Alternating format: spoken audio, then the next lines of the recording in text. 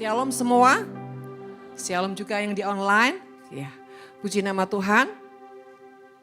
Saudara yang terkasih, apakah hari-hari ini saudara tetap menjaga kehidupan bersama dan di dalam Tuhan? Aminnya kok bukan setengah tiang lagi, di bawah setengah tiang ini.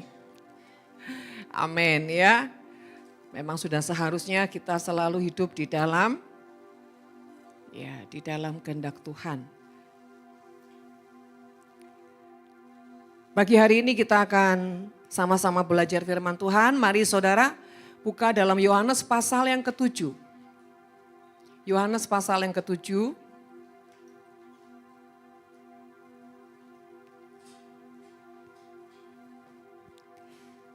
Ayat yang pertama. Oke. Demikian firman Tuhan. Sesudah itu Yesus berjalan keliling Galilea sebab ia tidak mau tetap tinggal di Yudea. Karena di sana orang-orang Yahudi berusaha untuk membunuhnya. Ketika itu sudah dekat hari raya orang Yahudi, yaitu hari raya Pondok Daun, maka kata saudara-saudara Yesus kepadanya, berangkatlah dari sini dan pergi ke Yudea, supaya murid-muridmu juga melihat perbuatan-perbuatan yang engkau lakukan, sebab tidak seorang pun berbuat sesuatu di tempat tersembunyi, jika ia mau diakui di muka umum. Jikalau engkau berbuat hal-hal yang demikian, tampakkanlah dirimu kepada dunia, sebab saudara-saudaranya sendiri pun tidak percaya kepadanya. Maka jawab Yesus kepada mereka, waktuku belum tiba, tetapi bagimu selalu ada waktu. Dunia tidak dapat membenci kamu, tetapi ia membenci aku, sebab aku bersaksi tentang dia bahwa pekerjaan-pekerjaannya jahat. Pergilah kamu ke pesta itu, aku belum pergi ke situ karena waktuku belum tiba. Demikian katanya kepada mereka dan ia pun tinggal di Galilea. Amin. Sampai di sini dulu Bapak Ibu Saudara terkasih. Saudara yang terkasih, di sini mengisahkan bagaimana kehidupan Yesus. Ya, Tuhan Yesus itu selalu berkeliling, ya, ke kota demi kota, ke desa demi desa, bahkan saudara terus keliling untuk apa? Memberitakan kebenaran Tuhan dan melakukan kehendak Bapa, menyatakan kasih dan memberikan teladan demi teladan. Saudara terkasih, pada saat dikatakan sesudah Yesus berjalan keliling ke Galilea sebab ia tidak mau menetap tinggal di Yudea. Dikatakan karena orang-orang Yahudi itu berusaha untuk membunuhnya. Saudara, kita mau belajar di sini. Kenapa Tuhan itu seringkali dia tidak suka tinggal dalam kehidupan seseorang. Ya. Saudara, saya tanya, saya percaya ya, seorang bapak itu selalu ingin tinggal sama-sama anaknya. Ya, seorang bapak selalu merindukan bisa bersama-sama dengan anaknya. Dan saya percaya demikian juga Tuhan. Dia adalah Bapa kita, dia Tuhan, dia Gembala, dia sahabat, dia kekasih, dia bahkan mempelai pria kita. Seharusnya dia senang dong kalau kita itu selalu ada bersama-sama dengan dia. Nah saudara, gambaran ini dikatakan Yesus tidak mau tinggal di Yudea karena apa? Di sana orang-orang Yahudi berusaha apa? Untuk membunuhnya. Saudara, mari kita cek di dalam kehidupan kita. Apakah kita ini menjadi pribadi yang suka banget Yesus masuk dalam kehidupan kita? Atau kita menjadi orang yang suka merijek Yesus dalam kehidupan kita? Ini paham gak? Kok semua jadi melongoknya seperti penuh penasaran gitu. Yuk cek hati. Saudara, apakah kita menjadi pribadi yang suka merijek Tuhan? Atau suka membuat Tuhan welcome dalam kehidupan kita. Bahkan kita katakan, lebih dalam lagi ku rindu Kau Tuhan. Lebih dari segala yang ada. Yang mana saudara? Mereject yang bagaimana Bu? Jelasin dulu, belum dijelasin suruh milih. Mereject itu artinya gak suka teguran Tuhan, gak suka nasihat, gak suka dididik, gak suka dibentuk, gak suka dimurnikan. Telinganya gak suka dengan teguran, itu mereject. Atau jadi orang yang selalu mencari-cari. Ada orang gini, Bu, apalagi Bu? Apalagi Bu? Nggak usah banyak-banyak, satu aja nggak dikerjakan, mau apalagi.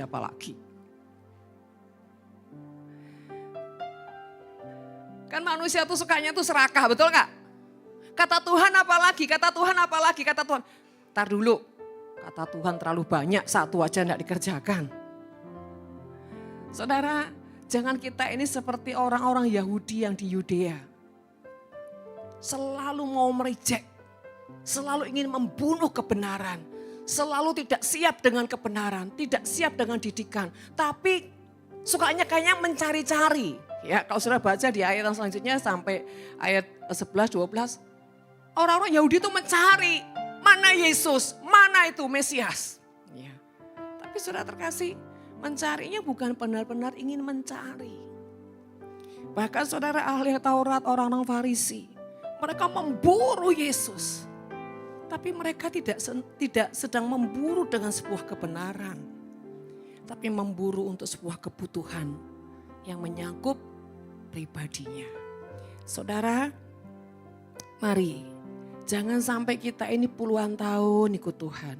Puluhan tahun melayani Tuhan.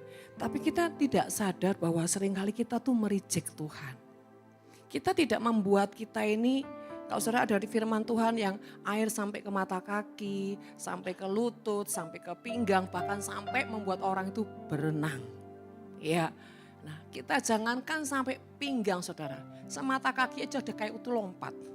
Ya, nah saudara, mari hari-hari ini kalau kita semua jadi orang-orang yang mengalami didikan Tuhan, dimurnikan, saudara dibentuk, bahkan diizinkan dalam perapian ya.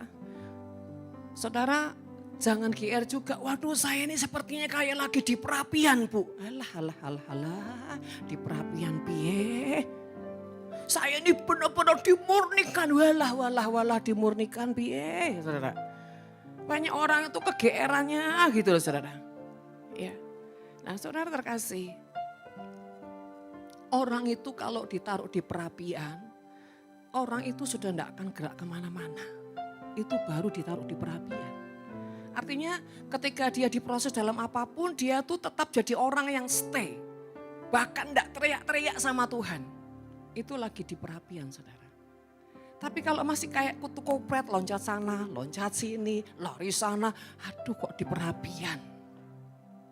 Baru mau dibentuk ya saudara ya, baru diambil itu kalau kayu baru diambil pasrahan. Bukan pasrah, belum dipasrah. Baru mau dipotong, ambil gobang, bang. Baru ketok gobengnya lari saudara. Ya, mari saudara kita saling menakar hati kita. Supaya kita tahu kita ini siapa. Kita ini sudah dewasa atau belum.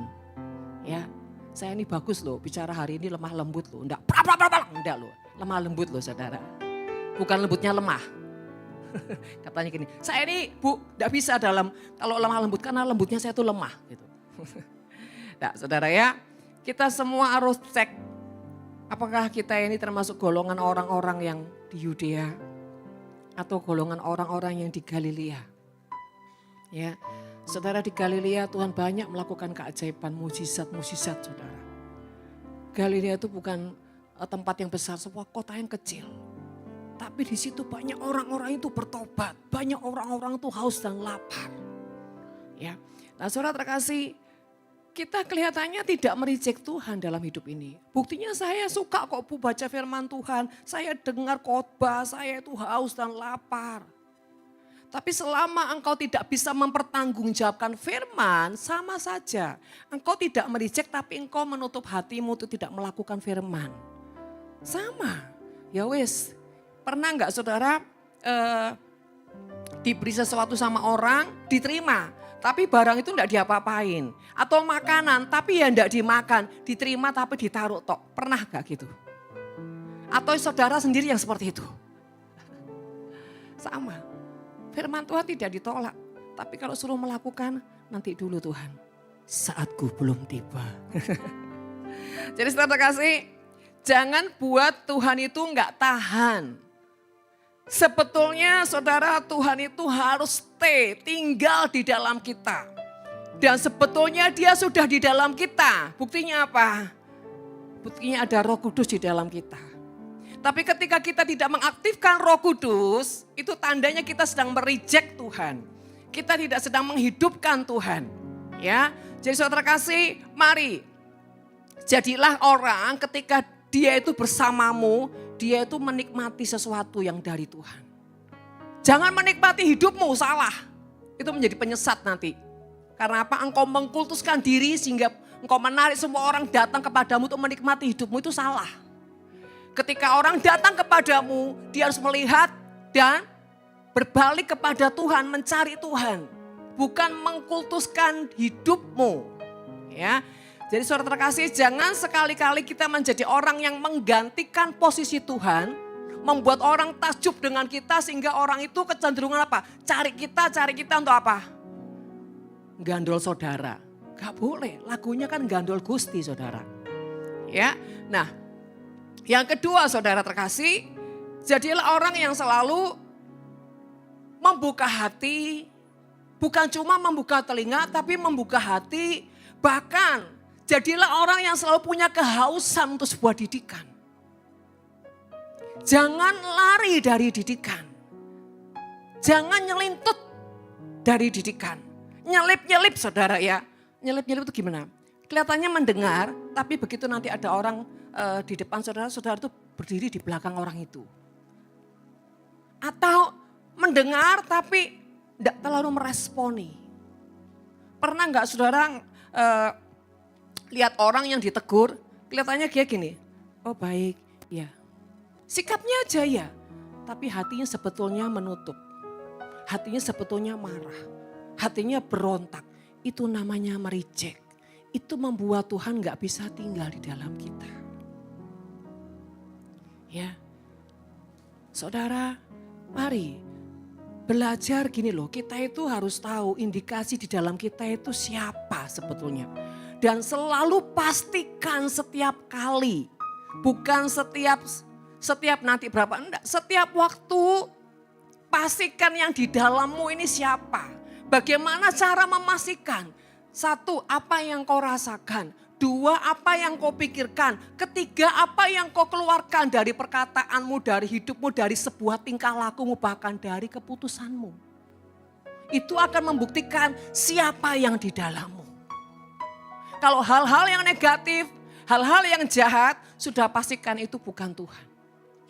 Tapi kalau hal-hal yang baik, yang membangun kebenaran, bahkan ya seringkali daging itu tidak tahan, pastikan itu Tuhan. Gampang enggak? Gampang. Tapi permasalahannya mau enggak? Saudara, karena kita itu harus selalu dibersihkan saudara.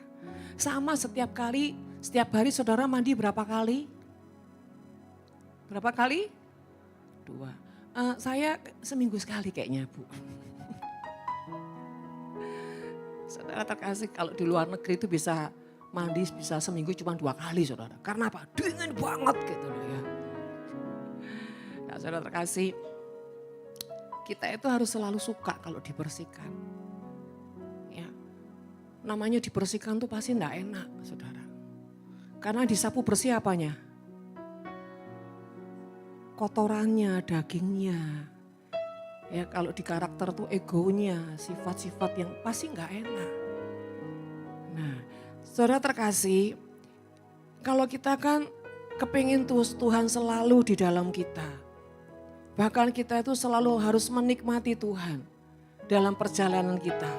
Dalam perjalanan apapun, mau dalam suka dan duka. Saudara, kita harus selalu menyadari bahkan menikmati Tuhan di dalam kita. Bapak Ibu terkasih, ini kok saya merasa ada orang-orang yang merasa hatinya dihakimi ya. Enggak. Saya enggak sedang menghakimi siapapun. Ya. Saya menyampaikan isi hati Tuhan. Dan percayalah saudara, firman itu pedang bermata dua. Saya juga pasti harus merenungkan firman itu. Apakah saya sudah melakukannya? Jadi tidak perlu merasa kau dihakimi. Kalau kau seperti itu, kau memberikan celah untuk iblis apa? Bicara, bersabda di hatimu. Bahaya loh saudara. Mana suara Tuhan, mana suara iblis nanti. Nanti yang lebih menang suara siapa saudara? Suara iblis. Kok bisa begitu Bu? Lah kok buka celah. Kenapa? Suara iblis pasti mendominasi dagingmu yang membuat kau nyaman. Kalau suara Tuhan pasti mengusik bahkan akal pikiranmu. Jadi saudara harus hati-hati. Ya. Nah ini saya rasa 4 orang seperti ini kondisinya. Ya. Kenapa saudara kok saya bisa menangkap ini? Ya karena pekerjaan roh. Bukan saya ini dahsyat dan ajaib. Pekerjaan roh yang di dalam saya. Yaitu Roh Kudus. Kenapa kok bisa Roh Kudus bicara? Karena setiap hari bergaul dengan pribadinya. Kalau kita bergaul dengan pribadi yang benar, maka kebenaran itu akan keluar dalam kehidupan kita. Ya, jadi saudara terkasih, mari membuat Yesus itu bukan cuma tinggal sih. Biarkan dia menikmati kehidupanmu setiap hari, setiap saat, setiap waktu. Ya, jadi cara membuat Tuhan untuk menikmati kehidupan kita artinya bahkan sampai ada pujian, sampai di sel-selku merasakan kehadiranmu. Wah itu mantap saudara. Orang seperti itu gak akan ada teriak-teriaknya. Saudara, makanya gini, dalam hidupan ini saudara ada 4. 1, engkau mulai ditebang, dipotong ranting-rantingnya. Ya. Kedua, engkau mulai apa? Kalau kau kayu itu dipahat, dipasrah, dikuliti. Ya. Dikuliti. Setelah dikuliti saudara, mulai apa? Diukir kalau itu kayu. Habis diukir saudara, diapain lagi saudara? Ada yang dicat, ada yang dipelitur saudara ya. Ada yang dipernis saudara, macam-macam. Tapi kalau engkau jenis yang cuma dicat, sorry ya, luntur lama-lama. Tapi kalau kau dipelitur, itu lebih awet. Karena dia nyerapnya itu beda. Saudara, hidup kita itu jangan cuma sebagai kayu yang dipotong, dicat selesai dipakai. Ya enggak apa-apa sih, tapi sorry, harganya murah. Tapi izinkan menjadi kayu yang diukir. Diukir sampai sang pemahat itu benar-benar fokus dengan ukiran tadi. Saya ini merenungkan ya, seorang pemahat kalau sampai dia mengukir dengan detailnya gitu ya. Itu kan butuh fokus saudara. Fokusnya tuh bukan cuma sekedar fokus. Tapi dia mengukir itu dia akan melihat. Sampai sedalam apa kekuatan kayu ini bisa diukir saudara. Kedalamannya, kekuatannya sampai di seperti apa. Kalau dia itu cuma diukir sudah merotol kayunya saudara. Saya percaya itu tidak akan pernah diukir. Kalau hatimu, jiwamu terlalu rapuh, engkau gak akan pernah bisa diukir sama Tuhan. Cuma sebatas dipotong, dicat, selesai. Saudara, kenapa? Gimana mau diukir? Tuhan baru pegang pahatan aja kau sudah wang. Kalau enggak gini, Tuhan, ukir ya ukir, jangan banyak-banyak Tuhan. Gak usah sampai ke dalaman gitu, sakit semua. Atau kalau enggak gini, ya Tuhan silakan. Terus gini, sampai kapan Tuhan? Sampai kapan? Saudara terkasih, biarkan dia mengukir hidupmu seperti yang dia mau. Bahkan sampai detil-detil. Saudara ya, pahatan tangannya. Kalau kita membiarkan sampai itu detil-detil pahatan yang terukir dari tangannya, itu ada kekuatan dari hatinya yang sampai saudara ya, menembus dalam kehidupanmu, mengukir engkau menjadi sebuah perabotan yang bukan cuma mahal, tapi mulia. Karena apa? Karena energi di hati, jiwa, rohnya dicetuskan dalam kehidupanmu. Saudara, memang itu sakit sekali.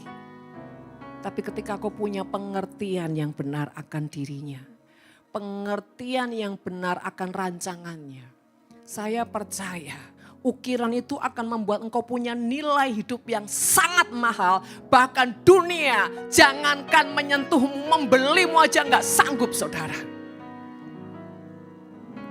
Dan ini juga butuh waktu. Di mana engkau cuma diam dan mengizinkan dia benar-benar fokus. Karena dia mengerjakan sampai energi yang di dalamnya dia lepaskan semuanya.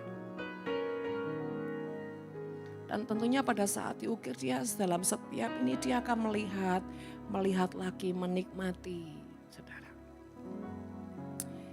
Membuat Tuhan itu betah. Bahkan istilahnya jangan cuma buat Tuhan betah ya.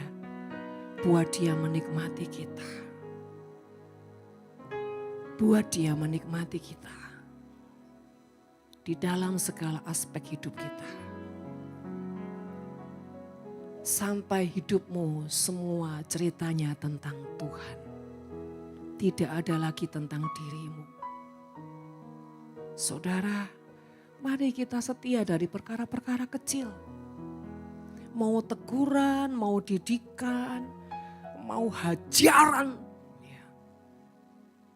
Biar kau punya telinga yang mau mendengar. Punya hati yang mau menikmati. Bahkan pikiran ini jangan dibiarkan liar dalam keliarannya. Sampai semua yang di pikiranmu cuma sesuatu yang jahat. Sesuatu yang terlalu egois. Bukan sesuatu yang ilahi. Belajar bahwa Tuhan itu tidak pernah merancangkan yang jahat. Hanya saja kita itu seringkali tidak paham. Tidak mengerti. Saudara, kenapa kita tidak mengerti dan kita tidak paham? Karena kita tidak sungguh-sungguh bergaul dengannya.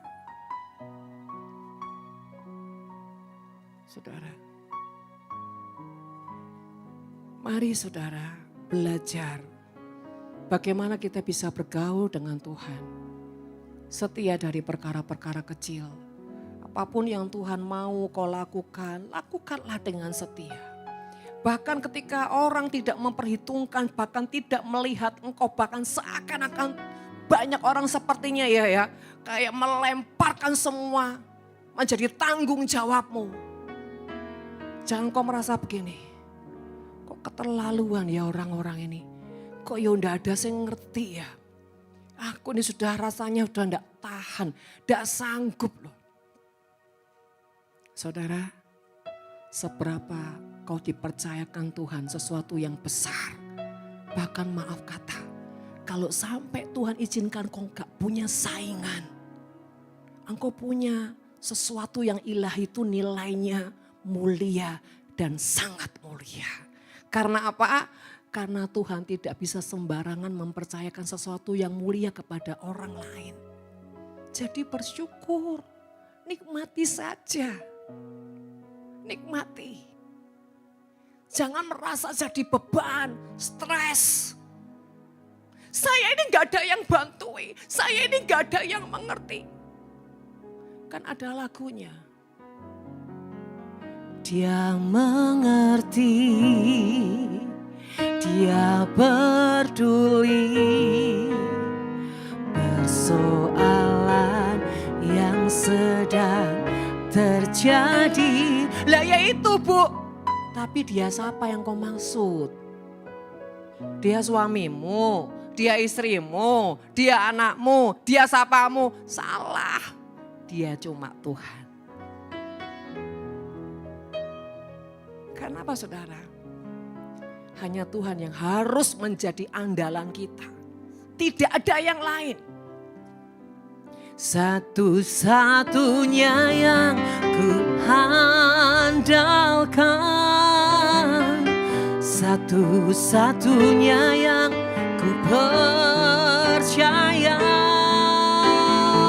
Engkau sumber kekuatan, sumber pengharapan, sumber kedamaian. Tapi kalau ada yang lain bukan jadi satu-satunya, dua-dua ya. Cuma satu dan tidak boleh tergantikan. Amin. Jangan dua. Kalau dua itu nanti mendua hati saudara. Nanti kesasar.com. Ya Pak ya? Satu aja yang harus kau percaya, yang kau andalkan, yang membuat damai sejahteramu. Bukan yang lain. Kalau nggak ada duit gimana Bu? Ya sudah. Nggak ada duit, ada Tuhan, nikmati Tuhan. Percayalah, Dia dari segala sumber yang kau perlukan. Cuma apa? Bilang Tuhan, supaya matamu jangan buta. Loh, kalau matanya buta nggak bisa lihat Tuhan dalam sumber kehidupan.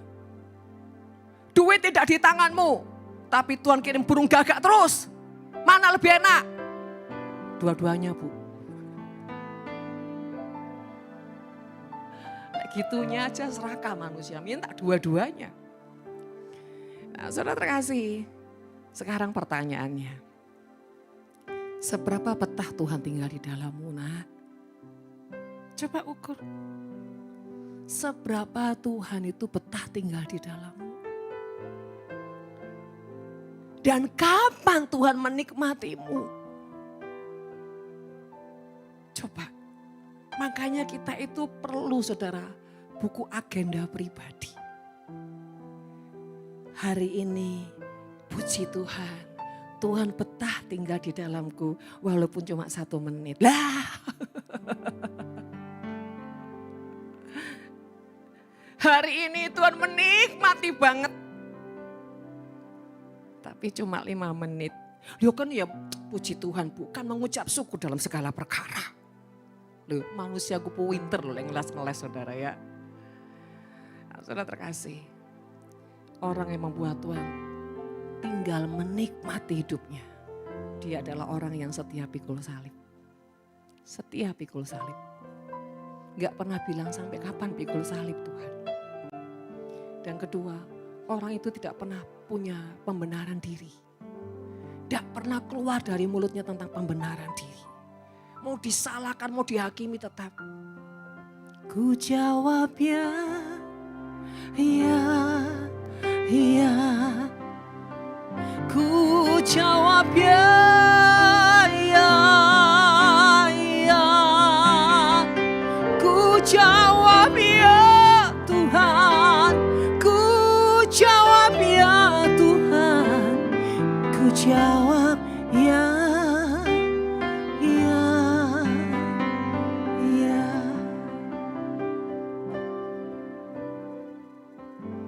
Bersyukurlah hari-hari ini kalau kau banyak dikejar sama Tuhan untuk terus dibersihkan, dibentuk, bahkan sampai dimurnikan.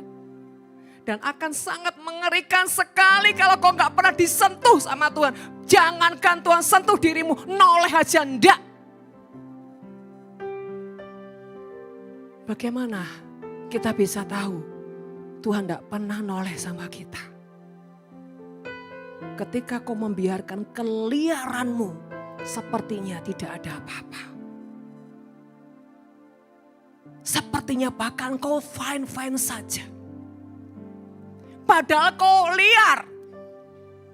Bu, tadi janji lemah lembut, terserah Tuhan.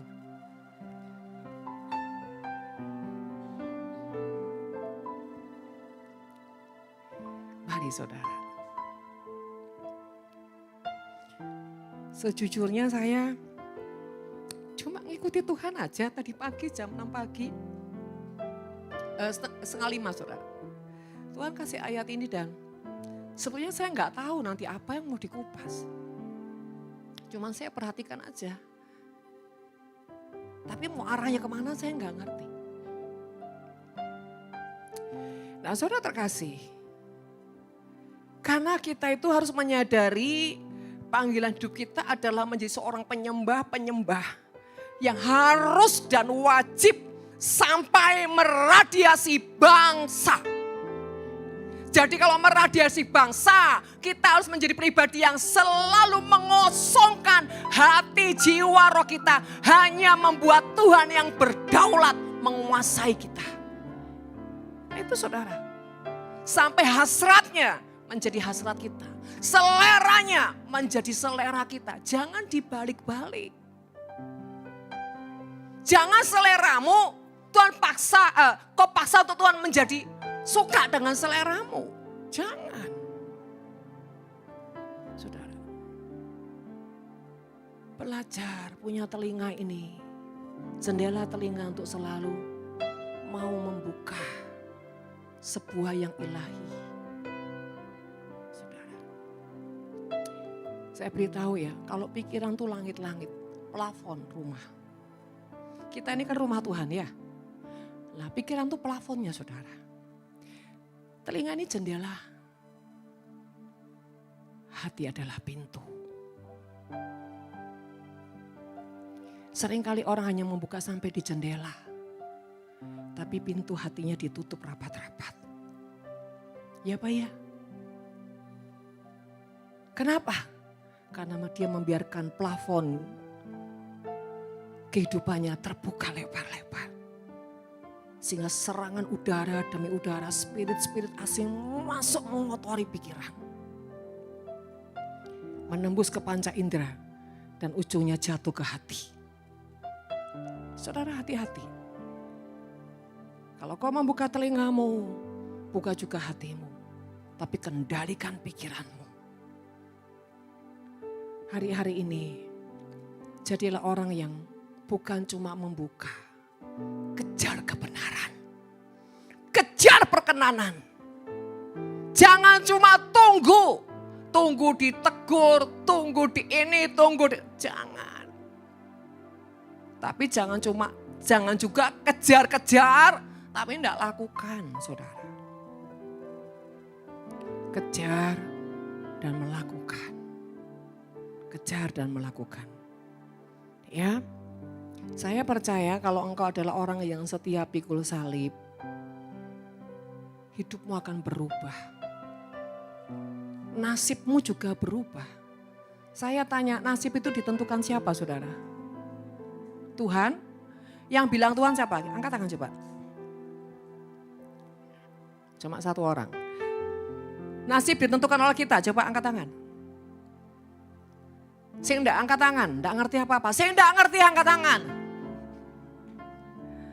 Nasib ditentukan oleh kita. Kita yang menentukan nasib itu. Mau sukses, mau gagal, mau bonyok, mau bangkit, mau hancur, mau bahagia, ditentukan oleh kita. Kalau dalam penderitaan, tetap kita yang menentukan. Asal bukan penderitaan karena dosa. Kalau penderitaan karena dosa ya bertobat.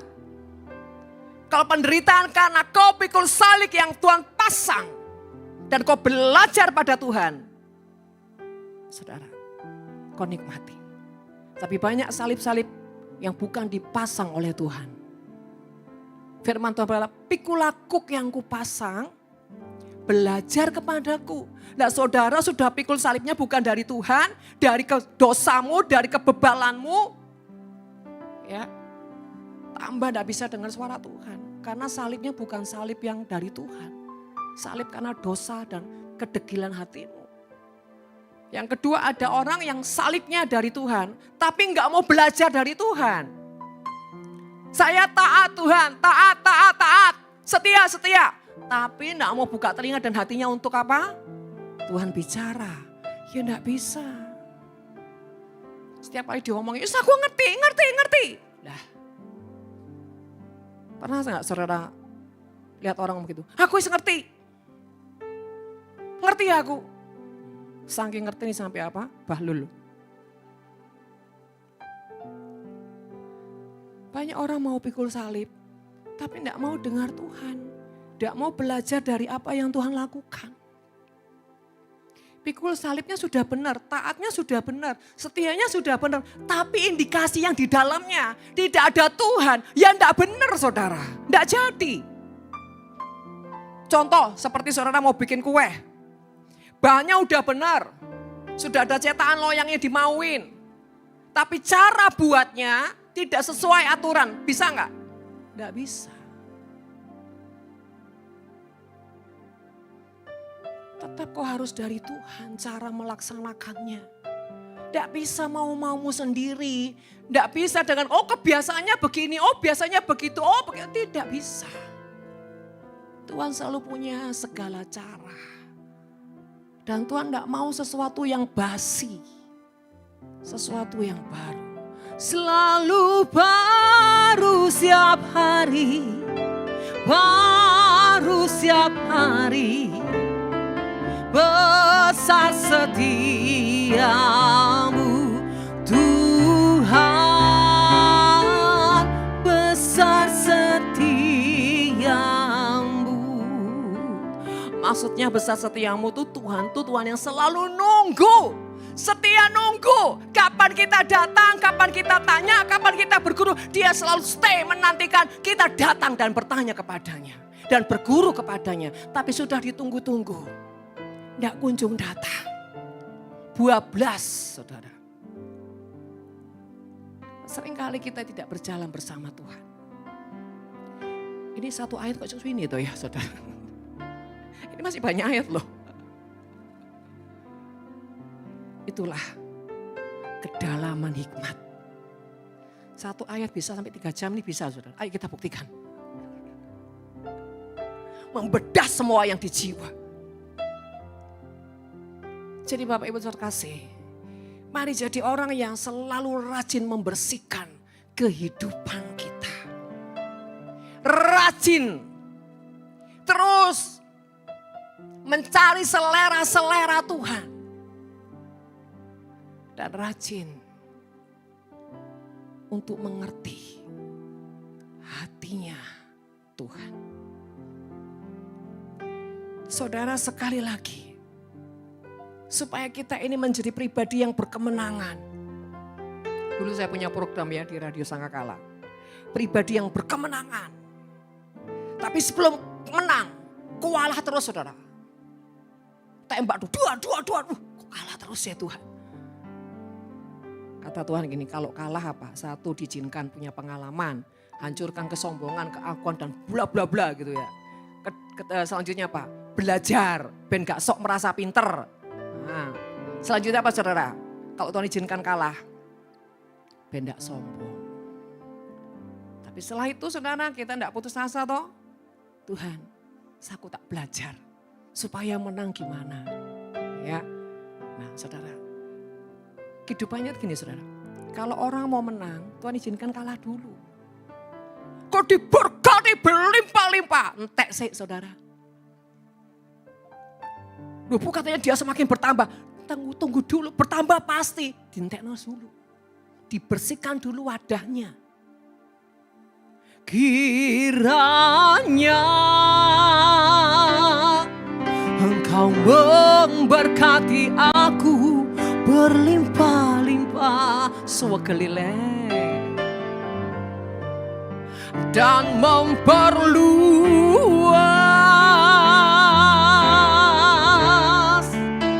daerahku. Betul Bu, betul Mami. Dulu berat saya cuma 50, sekarang 80. Bukan itu. Itu bukan diperluas daerahmu, dagingmu saudara.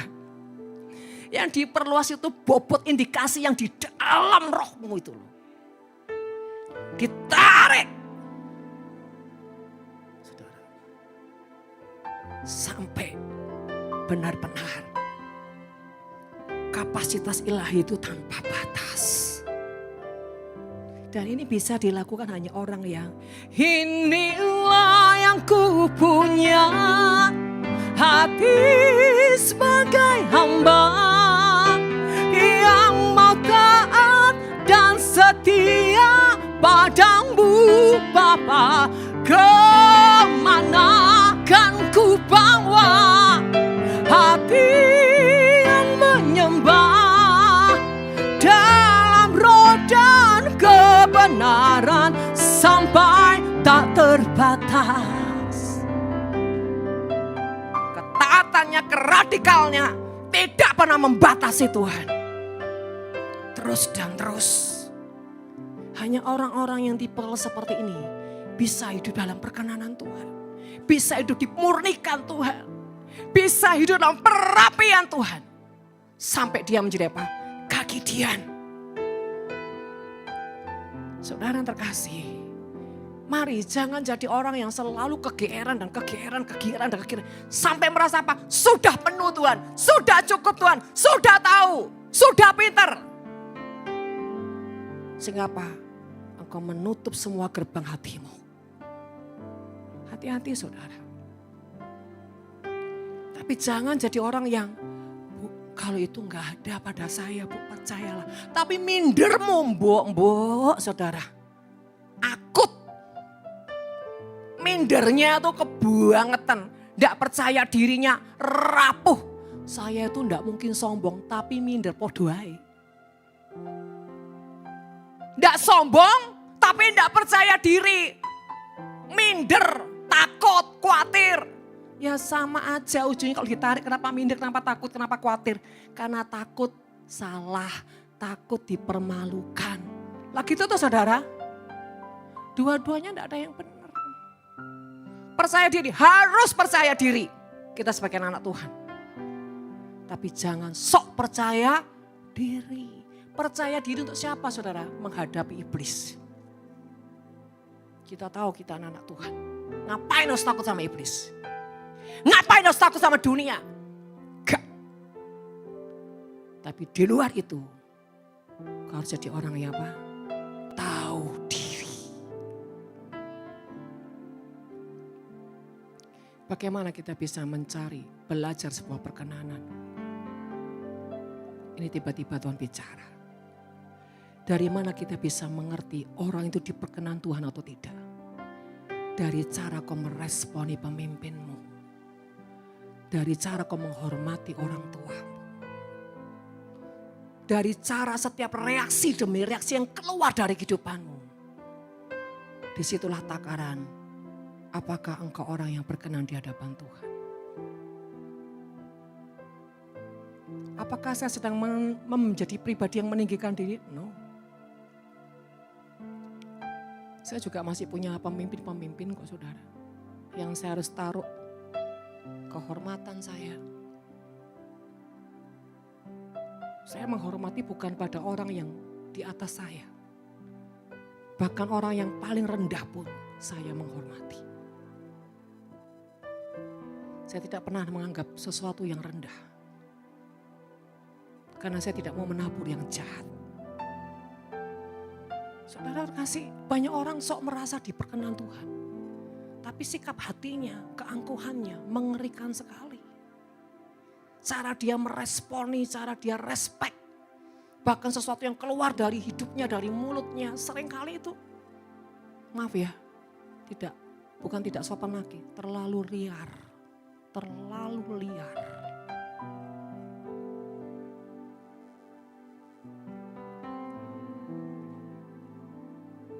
Saya bersyukur ya. Apa saya mau dibilang orang kok waduh kawin 4 saudara. Dulu kan belum kenal Tuhan. Kedua waduh kalau sudah marah menyiksa manusia tuh menyiksa kayak anjing saudara. Tapi ketika saya kenal Tuhan saya sadar. Itu semua di luar kesadaran dia sebagai orang yang terikat dengan kuasa kegelapan. Tapi kepribadiannya. Setiap kali dia memberi sama orang-orang yang bahkan orang-orang notabene perlu ditolong. Apa saya itu orang yang tidak pernah membatasi diri saudara. Dulu kalau kerja ya di bea cukai. Siapapun yang datang minta tolong sama dia. Dia tidak pernah tanya gini butuhmu berapa. Nah, kalau dia lagi di kantor. Kamu butuh berapa? Ambil di filing kabinet. Kamu perlu berapa? Itu duit zaman dulu belum ada bank seperti sekarang. Dulu masih bank BNI, bank Bali kayak gitu saudara. Nggak terlalu orang tuh simpan uang di bank. Itu filing kabinet 4 kotak itu semua isinya uang saudara. Bukan kertas, isinya uang. Lah kan harusnya dia khawatir dong. Nanti kalau orang ini ngambilnya berlebih gimana? Setelah apa? Dia keluar. Mau seberapapun dia ambil, dia enggak pernah peduli. Apa saya udah bilang gini, biar apa yang dia lakukan itu nanti ada karmanya. Dulu belum ada, enggak ngerti tabur tuai. Ada karmanya. Kalau dia serakah, dia mania, itu nanti makan ke dirinya sendiri kok. Yang kedua, apa saya bilang gini, uang itu bukan uang saya, uangnya Tuhan. Bayangin dulu belum kenal Tuhan loh saudara. Bisa selepas itu hatinya. Kalau orang bilang gini, Om, mobilnya bagus Om. Mau? Enggak lama saudara, ambil BPKB. Nih kamu bawa pulang. Hah? Bawa pulang sudah, enggak usah banyak omong. Kalau ada orang punya mobil, tabrak jebret, bonyok. Yang datang ketakutan. Dia bilang gini, sudah, sini kuncinya. Nanti biar orang bengkel ambil, selesai. Jangankan mobil, rumah. Itu saya tahu sendiri saudara. Bagus Om rumahnya. Kamu suka? Besok diajak ke notaris. Bayangin. Orang yang tidak pernah memperkaya diri. Terus saya ikut Tuhan. Apa itu tidak jadi acuan dalam hidupan saya. Artinya gini, dia aja dulu belum kenal Tuhan loh. Tidak pernah takut akan hidupnya. Ya kamu itu loh. Berapa banyak orang terikat dengan mamon. Itu saingan Tuhan terbesar saudara. Kau terikat dengan itu tanda apa? Kau enggak pernah percaya Tuhan dalam hidupmu. Omong kosong kalau kau percaya Tuhan. Dan saudara terkasih. Dia punya belas kasih yang luar biasa. Siapapun yang bertamu di rumah saya enggak pernah saudara didiamkan. Selalu gini, beli makanan, beli makanan, beli makanan. Dia suka, semakin banyak tamu datang dia semakin suka. Itu ada di saya. Ketika bahkan dia gak bisa memberi itu seperti hancur hati. Papa saya tuh gak bisa lihat orang susah. Itu diwariskan ke saya. Saya gak bisa lihat orang susah. Kalau saya lihat, saya nggak bisa bantu, lebih baik saya nggak pernah lihat dia. Saya nggak mau lihat. Ketika saya melihat dan saya nggak bisa tolong, itu menyiksa saya. Tapi saudara, jangan juga jadi orang yang kebawa emosi daging. Saya juga mengalami proses bagaimana saya harus pakai hikmat Tuhan dalam memberi. Supaya tidak membuat orang jadi salah mendewakan manusia dan bergantung kepada manusia. Kalau Tuhan bilang tidak, 1 sen pun, 10.000 pun enggak akan keluar dari diri saya saudara. Ketika Tuhan bilang enggak ya, 1.000 rupiah enggak akan keluar dari diri saya. Karena Tuhan bilang enggak. Tapi bagaimana saya belajar untuk memerdekakan hati dari segala hal. Hati harus merdeka saudara. Dan jangan ada berhala-berhala apapun yang menyerupai apapun dan itu melukai hati Tuhan. Karena Tuhan tidak bisa bekerja sama orang yang punya berhala-berhala dalam hidupnya. Tidak bisa disentuh Tuhan. Seberapa kau mengejar Tuhan, tidak akan bisa punya apa? Pengalaman dengan Tuhan. Percayalah, Tuhan tidak bisa masuk dalam kehidupanmu karena apa? Kau mereject Tuhan dengan berhala-berhalamu itu. Berhala kebenaran diri, keangkuhan, pemberontakan. Banyak hal. Roh yang merasa kau hebat. Gila hormat. Rasanya kalau bukan kau yang bertindak rasanya tidak akurat. Mengerikan sekali. Kau siapa? Kau tidak lebih dari sampah yang dicabut sama Tuhan. Dipingit Tuhan, dibersihkan, dipoles. Tidak ada saudara yang bisa membanggakan kita. Tidak ada alasan membuat kita berbangga dengan apapun selain kita bangga punya Tuhan yang kita sembah. Itu aja, gak ada lain. Mau hartamu, mau talentamu, apapun kehebatanmu. Berapa banyak saya mencium bau berhala maaf yang saudara bawa di hadapan Tuhan. Banyak sekali berhala saudara. Sadar, cari berhalamu. Gengsimu, sokmu, banyak. Ketika kau tidak punya waktu duduk diam dengan Tuhan. Itu juga berhala. Kau merasa sok sibuk. Sorry ya Tuhan, aku gak punya waktu. Wow, ngeri banget. Siapa kamu? Kamu cuma nguntahan. Ada orang-orang juga cari Tuhan cuma cari kebutuhan apa? Kebutuhan pas mau melayani, mau punya keperluan, baru duduk cari Tuhan. Dan tidak punya keperluan, tidak punya kebutuhan, tidak sedang melayani, tidak pernah cari Tuhan. Yang lebih mengerikan lagi orang melayani tidak pernah cari Tuhan. Ngeri sekali. Kau melakukan untuk siapa? Makanya saudara, Lucifer tertawa dengan apa? Terbahak-bahak. Dan membuat engkau apa? Terus terbelenggu. Dan herannya, kau sadar kau terbelenggu tapi kau tidak mau keluar dari belenggu itu. Belenggu apa? Karaktermu yang busuk itu. Sifat-sifat yang tidak bertobat. Mari saudara, biasakan jadi orang yang punya gaya hidup tuh rendah hati. Jangan nyoplok-nyoprot, saudara. Ngeri sekali. Mulutmu itu hidup dan mati. Makanya gak heran kau mengalami kematian. Dan kematian bahkan pembusukan dalam kematian. Karena mulutmu sendiri yang menciptakan itu. Sikapmu yang terlalu angkuh. Kesombonganmu. Yang gak bisa disentuh oleh Tuhan. Ngeri sekali.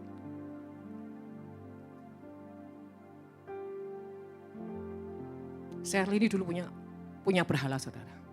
Siapa berhala? Anaknya. Anak kesayangan Kaleb itu. Setiap kali saya mau sentuh, dia tersinggung. Dia tersinggung. Saya tuh orang gini, lu gak mau gua sentuh, ya udah gue tinggalin. Emang ngapain gitu loh. Saya kasih tahu ya. Kalau kita punya anak, apalagi tuh anak yang belum kau kandung sudah dinubuatkan, sudah diminta Tuhan, bahkan sudah ditetapkan ini laki namanya ini dan bla bla bla. Dia akan menjadi seperti itu. Terus begitu lahir kau sentuh dan kau penguasainya, kau menghancurkan setiap apa? Rencana Tuhan. Tapi puji Tuhan, terakhir dia bilang, Mami, aku serahkan Kaleb. Terserah Mami. Saudara saya ini enggak gila atau saudara. Saya ini walas.com saudara. Tapi kalau saya membawa anak ini bagaimana saya didik mempersiapkan untuk Tuhan. Bahkan kadang maaf harus terpaksa dengan keras.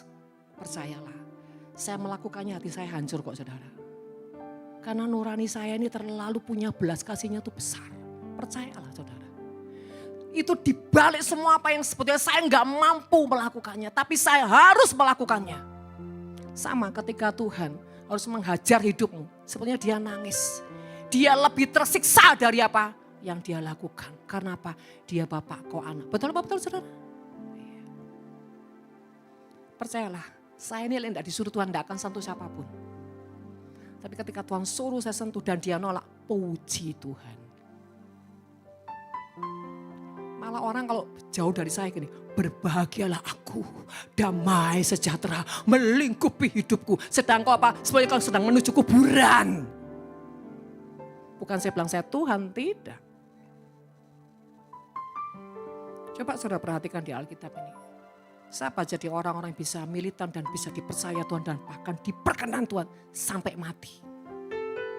Dan saudara lihat perjalanan hidupnya seperti apa. Ada harga yang tidak murahan. Ada pengikutan pengejaran bahkan sampai gila-gilaan. Kalau hargamu cuma receh dan kau minta diperkenan Tuhan, dari mana? Tidak bisa. Wajahmu jadi kayak, maaf ya, kayak warok. Belum diapa-apa sudah kayak monster mau manifest saudara. Belum disentuh loh, sudah kayak monster mau manifest. Lo mau disentuh lagi tambah, hancur saudara. Mari ya. Jangan terus pakai topeng dan mencintai topeng, capek. Jangan bertopeng saudara.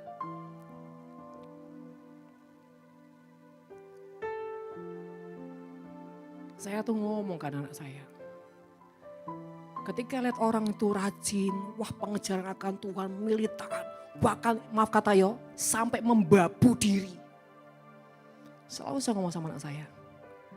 Mami lebih bahagia banget kalau itu kamu yang lakukan nak.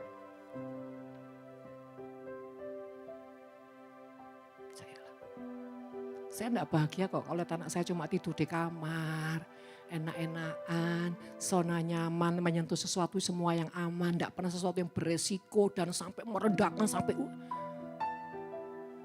Percayalah saudara, saya enggak suka. Karena saya tahu selera Tuhan. Selera Tuhan adalah orang yang suka menghamba dan mencintai kehambaan. Itu pasti diperkenan Tuhan.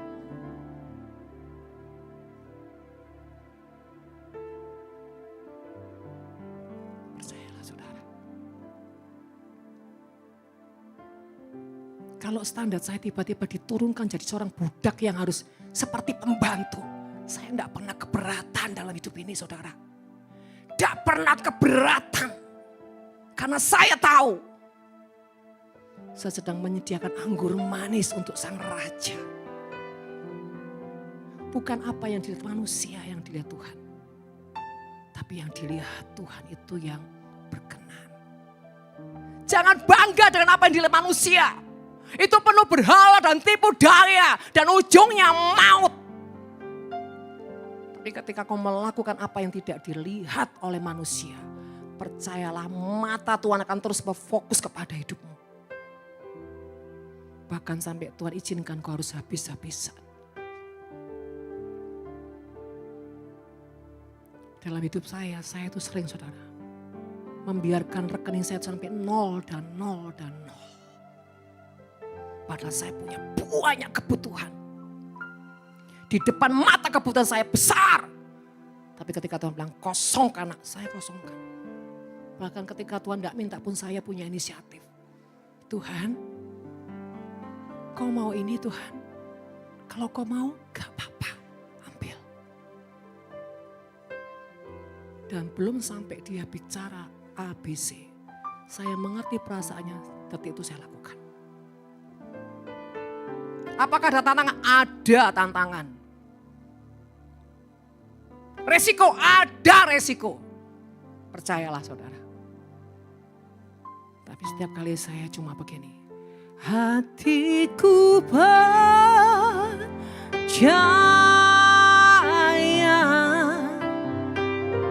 hatiku percaya,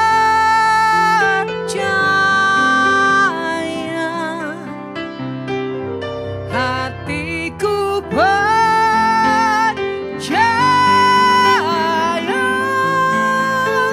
selalu ku percaya.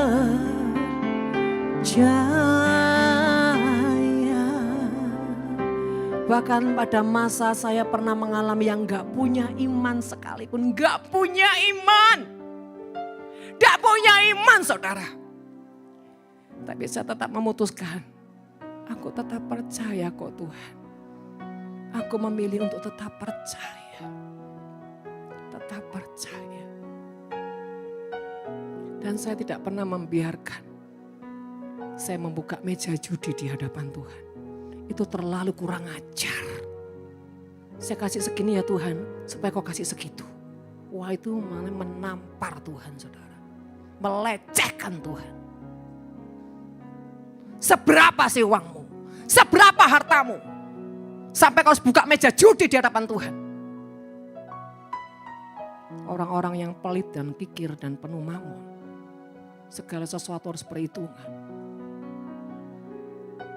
Gak ada yang bisa kau bayar saudara di hadapan Tuhan. Percayalah.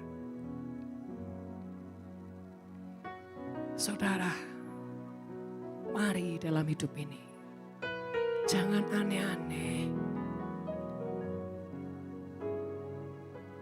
Cari pengejaran yang benar. Kejar Tuhanmu yang sejati. Jangan kemauanmu.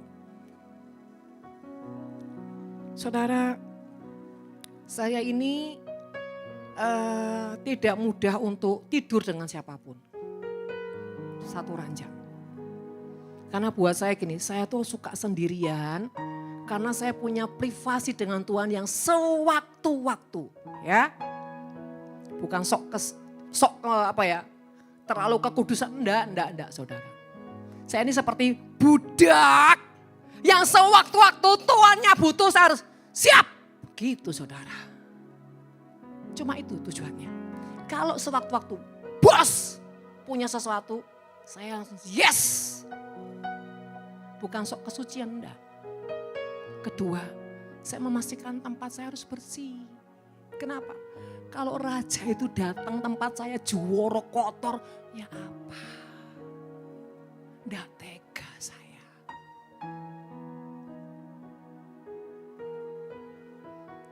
Dan selalu di ranjang saya taruh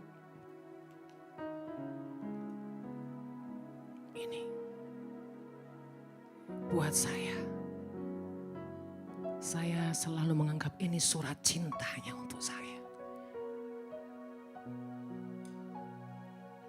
Satu kali saya taruh di ranjang, suami saya bilang gini, "Ma, Alkitabnya itu loh, sungkan aku." Saudara, saya bilang, "Permisi ya Tuhan, ada suamiku yang membutuhkanku." Gitu. Tapi kalau saya sudah di luar, di hotel apalagi, ini tidak bisa jauh dari saya. Karena setiap kali saya menatap itu, saya selalu mengingat dia. Makanya saya heran kalau ada orang-orang Alkitabnya ditaruh, pluang, dilempar, Saudara. Wih, kayak piling terbang. Pulang gereja,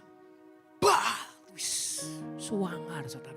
Kan dilempar di ranjang, tidak apa-apa. Dilempar di meja, tidak apa-apa. Hidupmu dilempar ya apa?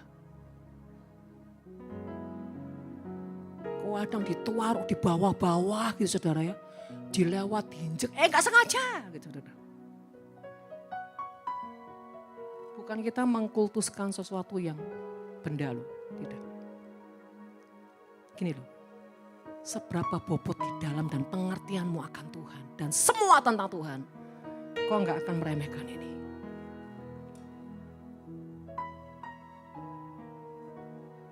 Makanya saya bingung kalau ada Alkitab ditaruh di bawah, di apa. Kadang debunya bedak seperti bedaan, Saudara, berapa senti itu. Tragis buat saya, Saudara itu. Saudara, mari jadi orang itu yang lahir dari semua di dalam tentang yang ilahi itu yang sejati. Simple, enggak ribet, enggak muluk-muluk, enggak usah muluk-muluk, Saudara, sudahlah apa adanya. Tapi buat itu menjadi lifestyle yang orang bisa melihat Tuhan secara nyata. Enggak usah muluk-muluk, enggak usah waktu itu bahasa sandal baru, dar. Enggak usah kayak gitu, biasa aja. Biar kita tuh enggak usah saling mau viral gitu, Saudara-saudaranya. Saya ini kadang-kadang kalau misalkan dari mana terus mau pasang foto gitu ya di Instagram. Saya tarik lagi. Niatnya apa ya? Tujuannya apa ya? Itu loh, Saudara, saya tanya. Saya tanya sama diri saya. Niatnya apa? Tujuannya untuk apa?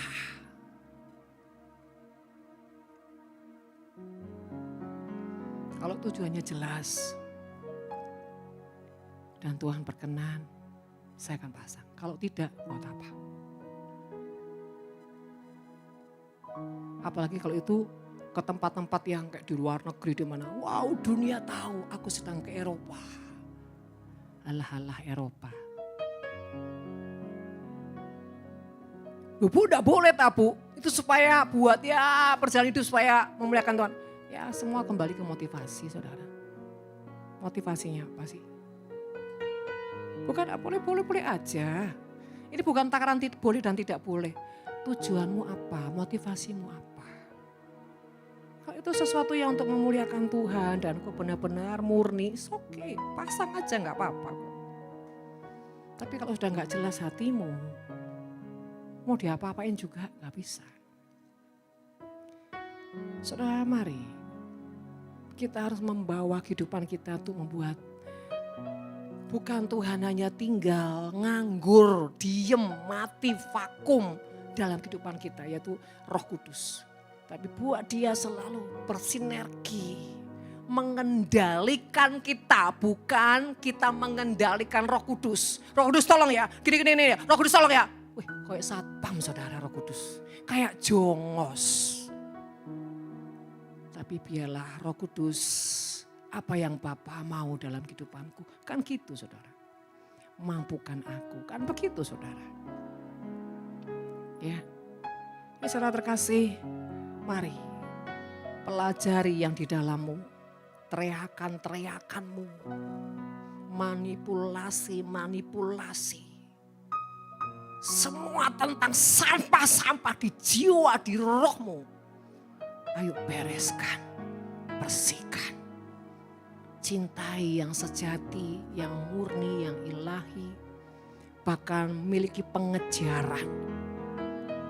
Ya saudara.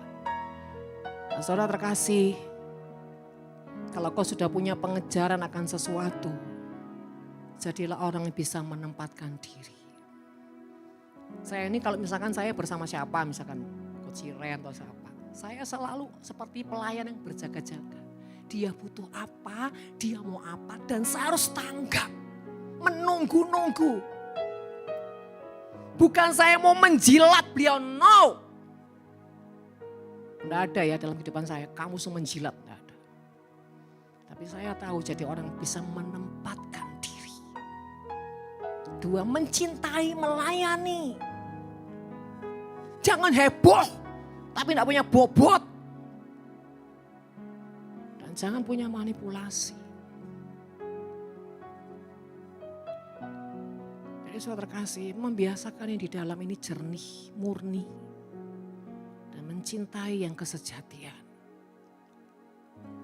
Bahkan terhadap siapapun, kalau saya tahu dia adalah orang-orang yang maksudnya senior atau apa. Sikap saya datang aja saya ini. Harus jadi orang bisa menempatkan diri. Tapi bukan pura-pura loh. Pura-pura rendah hati, pura-pura. Aduh saya ini bisa mencium bau-bau orang yang terlalu banyak drama. Tapi ya sudah. Sukamu itu ya sudah. Terlalu banyak drama. Saudara, jangan menciptakan drama-drama Korea ya. Tapi ciptakanlah sesuatu yang benar. Kalau kau mengabdi yang benar. Saudara yang terakhir, kenapa Tuhan gak suka tinggal di Yudea? Selain dia ada orang-orang yang mereject dirinya. Karena saudara, Tuhan tidak melihat orang-orang yang punya sikap kehambaan. Tuhan tuh sangat mencintai orang-orang yang suka yang namanya kesejatian di dalam pengabdian. Mencintai pengabdian.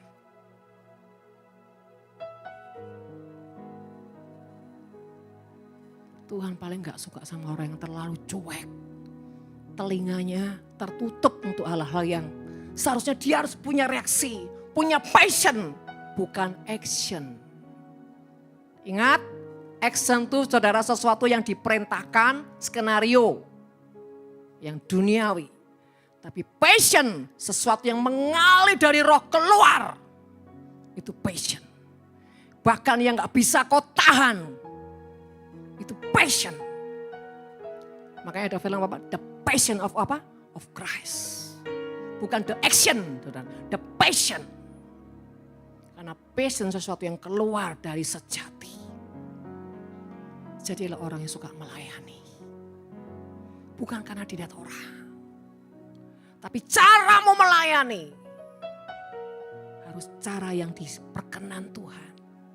Bahkan dunia gak lihat apa yang kau lakukan.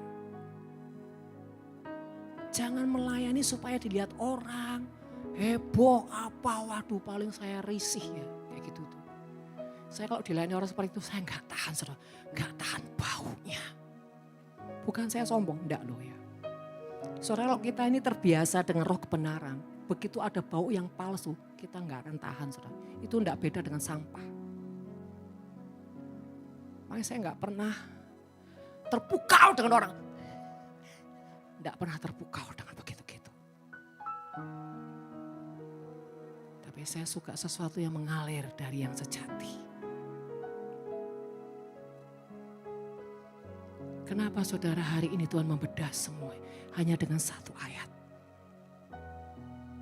Satu menandakan sederhana. Tidak usah banyak-banyak ayat. Banyak pesan, banyak ayat. Blank semua. Satu ayat. Mengupas banyak hal dalam hidupmu. Sederhana. Reaksi. Respect.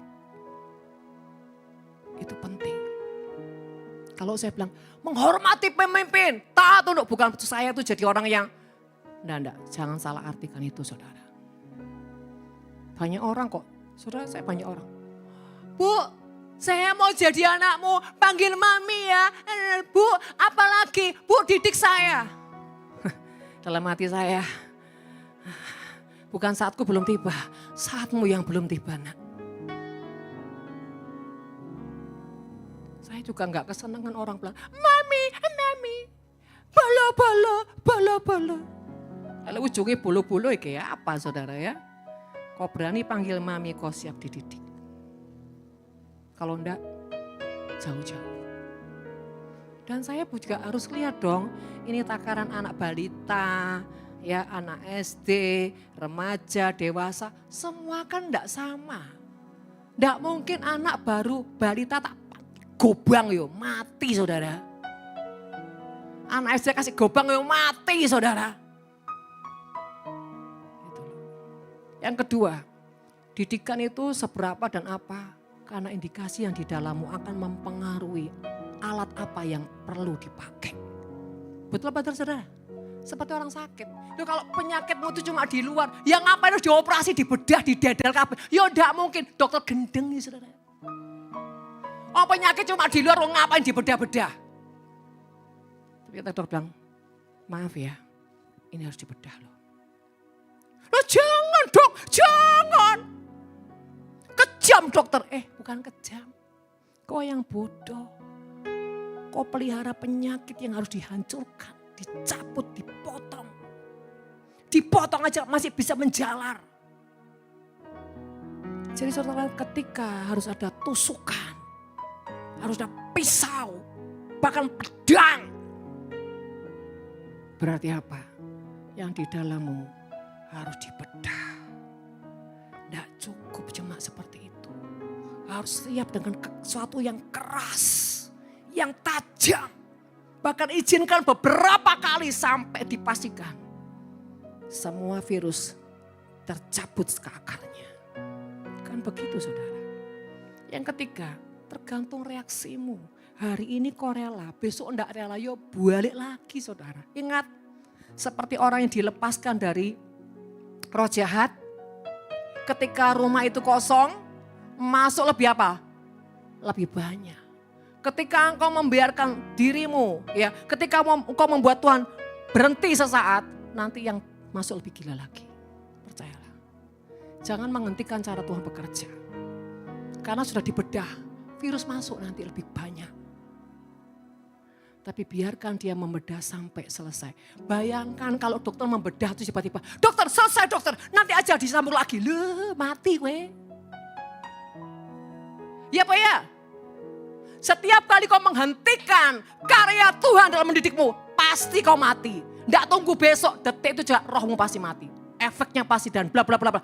Keluyuran kemana-mana, rohmu liar dan wah kerasukan setan. Dan terjadi apa? Kesesatan. Perhatikan. Ketika kau mau bertuhan, Tuhan break dulu Tuhan.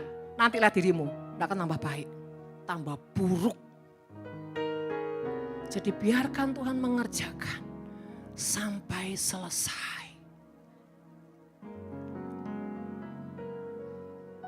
Sejujurnya hari ini ada orang-orang yang saya harus panggil namanya. Tapi hati saya tidak tega. Karena orang-orang ini enggak siap. Padahal kalau dia siap, dia bisa punya kuasa membalikkan keadaan. Jangan bilang ini, siap bu, wes stop red. Percayalah. Kok enggak siap? Karena pride-mu terlalu besar. Gengsimu terlalu kuat. Kebenaranmu terlalu apa? Ngarak. Gimana saudara? Sebetulnya yang paling tersiksa itu Tuhan loh. Karena dia Bapak. Dia pengen sekali ngangkat anaknya. Sampai anaknya diangkat dan dunia lihat. Betul saudara? Ada bapak mana yang mau anaknya saudara tenang, kau tenang tinggal di timbunan sampah aja. Bapak gila itu saudara. Bapak mau anaknya diangkat. Supaya kemuliaannya nyata. Berapa banyak orang yang buka hati berkata Tuhan, ini aku Tuhan. Bersihkan aku. Bentuk aku. Menjadi seperti yang kau mau Tuhan, ini aku. Ngomongnya tok saudara. Begitu kenyataan realita diperhadapkan, bruat langsung saudara. Marah. Padahal kalau Tuhan tuh harus terpaksa marah, itu kadarmu di dalam itu parah. Membusuk nak, jadi aku harus terpaksa. Kalau enggak membusuk, enggak parah, enggak mungkin aku sampai begitu keras. Enggak mungkin. Percayalah, dia bukan setan, bukan roh jahat yang begitu menyiksa hidupmu, tidak. Kadang kalau dia melakukan, dia pun menangis, tersiksa lebih dari apa yang kau rasakan karena dia Bapa. Percayalah saudara, kalau dia melakukan itu terpaksa, dengan terpaksa enggak ada jalan keluar. Bukan dia tidak punya kuasa, tetapi dia mau yang kesejatian di dalam hidupmu sangat permanen. Jadi Bapak Ibu Saudara, mengertilah. Dan sedang menghidupkan semua yang sejati dalam hidup kita. Karena kalau sampai Tuhan bekerja begitu kuat dan sangat serius, berarti ada sesuatu yang dahsyat sedang terjadi. Tapi apakah kau siap? Apakah kau siap? Kemarin saya ngomong sama Jamie sama Shirley. Kamu tahu Jamie, kerinduan saya cuma satu. Buat orang-orang yang Tuhan percayakan. Saya bilang gini, ibarat saya ini pembantu. Ya. Buruh cuci baju. Babu. Tapi pengen anak-anaknya insinyur, dokter. Pengen anak-anaknya konglomerat. Makanya berapapun. Bayar, lewati, jalani. Bagi saya, melihat kalian-kalian dalam kemuliaan Tuhan, itu sebuah kerinduan yang terbesar.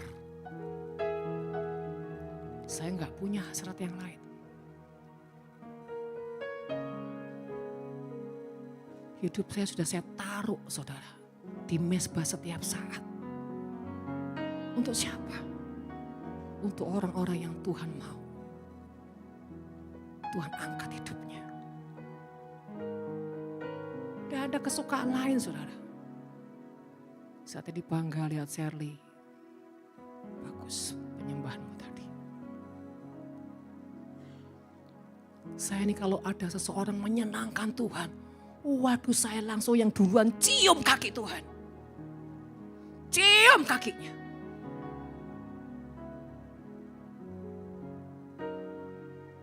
Karena apa saudara? Di balik ciuman itu saya bilang, Tuhan jamin ya, bersumpahlah, jamin ya Tuhan, jamin sampai selama-lamanya, jamin di hati dan perkenananmu. Itu saudara.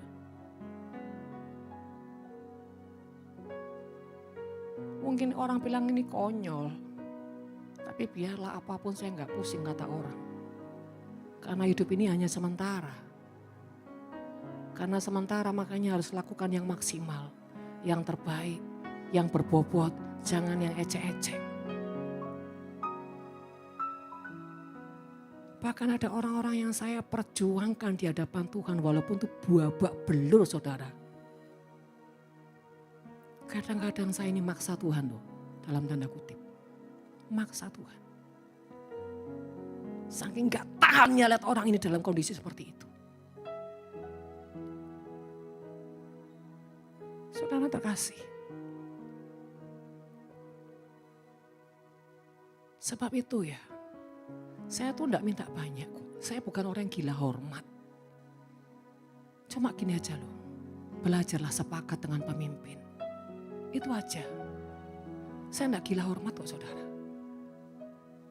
Percayalah. Saya ngeri kalau saya terlalu dihormati, saya ngeri. Saya takut. Takut apa? Menjamah kemuliaan Tuhan. Saya enggak berani saudara. Percayalah.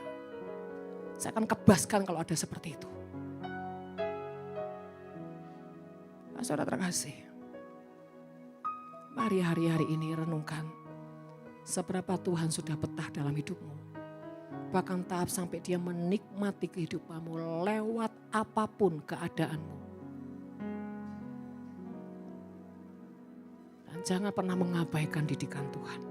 Karena kau tidak tahu di balik semua yang sakit, yang menjerit, yang meletakkan, ada kemuliaan besar yang sudah menantikanmu. Hormati orang tuamu. Jangan salah dalam bereaksi. Jangan tidak sopan. Jangan kurang ajar. Cara bicara sama orang tuamu coba itu ya direnungkan. Kalau aku seperti ini Tuhan gimana ya? Ketika kau melukai hati orang tuamu, kau melukai Tuhan kok. Ini juga begitu orang tua juga jangan gak tahu diri. Jangan anaknya dipaksa, ditekan tangan, hormati orang tua, tunduk. Tapi kau sendiri tidak jadi berkat, tidak jadi teladan. Rengsek. Jangan jadi orang-orang tua yang apa? Bobrok. Tidak bisa jadi contoh buat anaknya. Anaknya mau menghormati, mau respek apa? Orang tuanya liar. Liar. Uraan. Gak bisa. Kau apa? Kau membunuh anakmu sendiri dengan seperti itu. Anakmu kurang ajar karena sikapmu itu yang sekali apa? Melepaskan apa? Roh neraka. Jangan jadi orang tua yang gak bisa menempatkan diri sebagai orang tua yang harus dihormati. Kalau kau mau jadi orang dihormati dan anak mesti berkati, kau harus tahu diri dong. Betul gak saudara? Jangan cuma nuntut sama anak. Kau sebagai orang tua bagaimana? Kalau kau salah, rela enggak? Ketika ada bilang, mama kayaknya salah loh ma. Loh, wes tinggalin orang tua begitu. Saya ngeri kalau ada orang tua tidak bisa menempatkan diri sebagai orang tua ya. Terlalu liar rohnya, terlalu sombong, terlalu angkuh. Ngeri saudara. Ada gini, banyak. Orang tua tidak bisa menempatkan diri sebagai orang tua. Tidak bisa kasih contoh sama anaknya. Tapi nuntut terus sama anaknya. Nuntut anak tidak gila aja udah bagus saudara. Saudara saya sampai hari ini pun belajar kok. Menempatkan diri sebagai orang tua. Yang anak itu layak untuk menghormati saya. Saya ini saudara belajar loh. Kalau saya ngek, saya langsung lihat diri saya. Jangan-jangan saya yang salah ini. Tadi ngomongnya, reaksinya. Jangan-jangan salah. Ini loh. Orang bilang masih metani diri. Kenapa saya nggak tega kalau anak saya harus mengalami kutuk-kutuk yang mengerikan, saya nggak tega saudara. Bayangin orang tua yang menciptakan neraka terus dia ngutuki anaknya. Itu jahat gak namanya saudara? Kamu ya gak hormati orang tuamu, wah ngeri saudara. Dia yang menciptakan neraka, dia juga yang ngutukin anaknya. Ngeri. Dan jadi orang tua tuh ya harus bijaksana. Kalau anakmu lebih dari 2 berapa, jangan suka beda-bedain. Nanti yang ada gulanya, kamu junjung tinggi seperti dewa. Gak ada gulanya, kamu apa? Taruh dilempar di sampah. Diomongin ke sana sini. Wah ngeri banget saudara. Itu orang tua penjilat. Warisan neraka. Maaf ya, maaf. Kalau kau tidak bijaksana, kau yang menentukan anakmu ke neraka. Anakmu tuh bisa memberi, yo thank you. Tidak bisa memberi, yo mintakan sama Tuhan. Tolong itu anak-anakku. Kan gitu saudara. Jangan dikutuki. Apalagi ngomongi kemana-mana. Ngeri sekali. Lidah si jahat ini saudara. Dan tidak merasa salah lagi saudara yang ngerinya. Kau enggak tahu anakmu ini berkorban kayak apa. Saya dulu punya pengalaman ya, ibu saya. Saking sibuknya saya tuh, saya sampai tuh gak punya waktu saudara. Dia ngomel ke anak yang lain. Indah itu ya gak pernah datang ini semua ya. Kalau itu sih masih lumrah lah saudara ya. Tapi enggak pernah saya dengar dari mulut yang gini. Dia itu loh enggak ngasih apa-apa. Enggak saudara. Dia cuma minta apa? Didatangi. Sudah datang aja saudara, besok diomongin lagi kok saudara. Enggak datang sini cuma diem tok. Lah aku enggak secerewet tapi iya toh saudara. Lah saya enggak seperti adik saya tuh ngomong cerewet cuma ABC sampai Z ono aja ceritane. Lah saya enggak bisa. Saya coba sujud di altarnya. Ku bawa hatiku, ku pijit kakimu dan ku sentuh tanganmu Ibu. Tapi ku tak sanggup ngoceh basa-basi.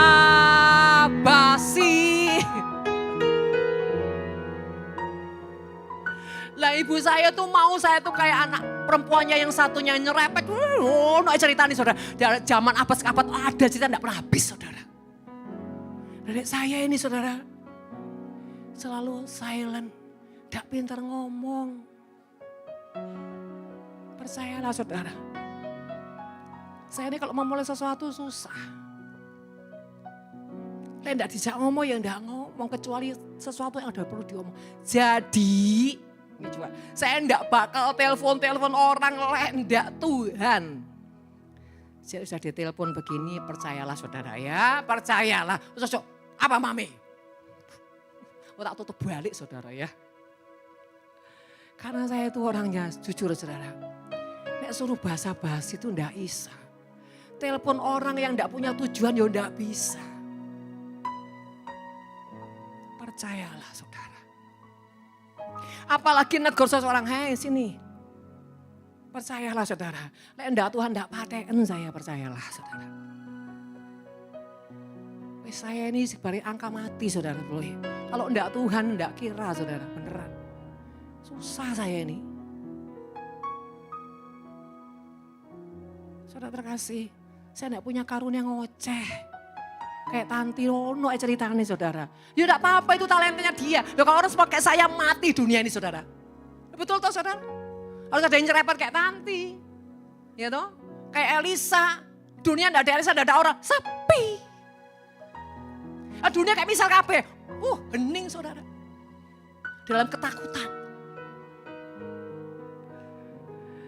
Jadi Jadi semua itu punya warna masing-masing, enggak usah nuntut. Ya, kalau kayak Jamie ki, meneng tok. Yo buat bagaimana dia tidak off tapi on. Loh suami saya itu ya gitu saudara, orangnya diam. Tapi kalau kesenggol sesuatu yang senang baru dia bahkan bisa bercanda. Tapi coba diam. Saudara. Jadi saudara terkasih, tapi Jamie bukan orang yang diam juga. Cukup cerewet sebetulnya. Tergantung saudara, nuansanya di mana. Ya toh?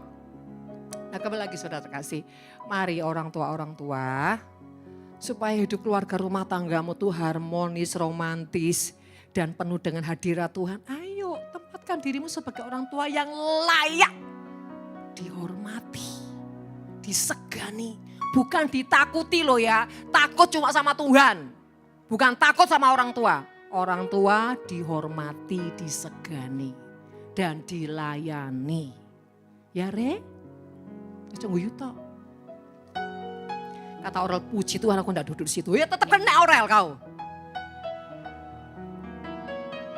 Nanti kalau saya bilang sama Tuhan, kalau saya punya udah ruang yang baru, tak bawa Aurel itu. Tak jadikan api, aroma bearer saudara. Wih keren. Supaya enggak mengembang terus. Loh Yabes Memi Yabes. Itu bukan Yabes. Lembu nganggur.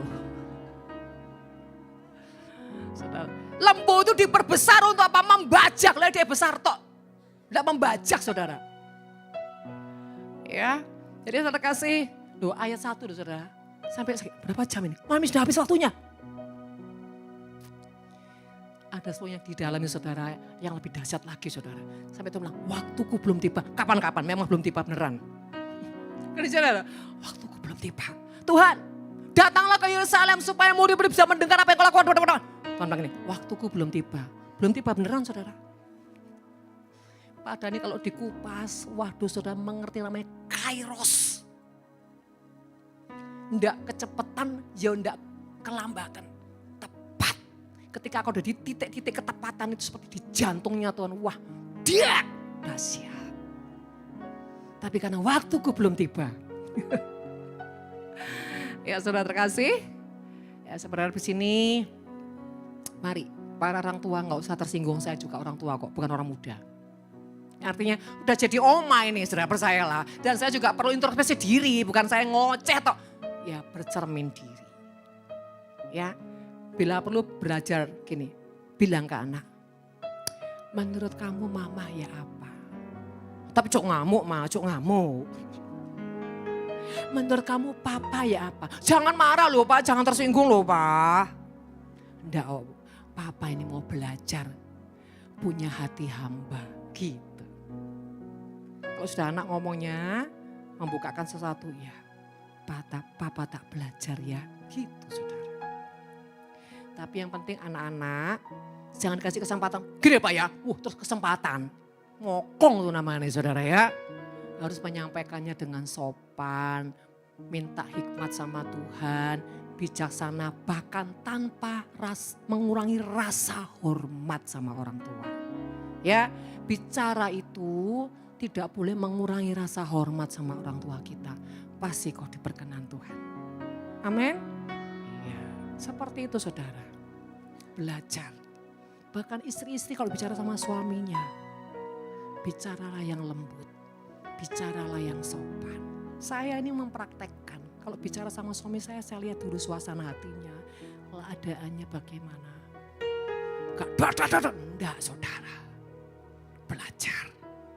Supaya peluru-peluru kita ini enggak dipakai setan. Kalau udah rasanya mau menerang, mau menyerjang kayak badai.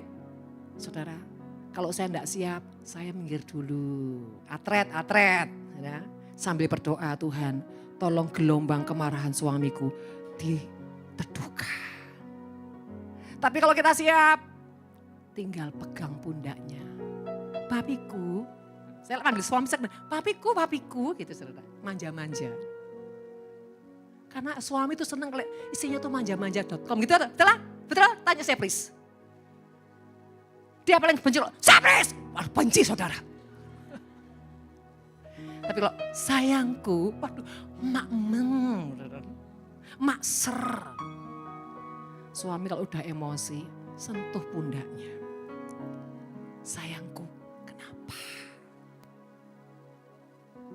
Atau langsung saudara, sasaran pagang kakinya. Pijet dia. Kata Jimmy, enak milik gitu Mi. Pokoknya saudara kalau saya lihat satu suami saya kayak, saya tinggal sentuh dia punya kaki sambil saya pijet-pijet. Kenapa kalau suami itu disentuh gitu aja, rasa seperti diperhatikan udah seneng. Coba tanya sama Pak Susilo, ya Pak yo, ojo mesem. Pak Fran, lama tidak aku panggil namamu Pak Fran. Kangen juga. Saudara Pak Guanto berjaga-jaga.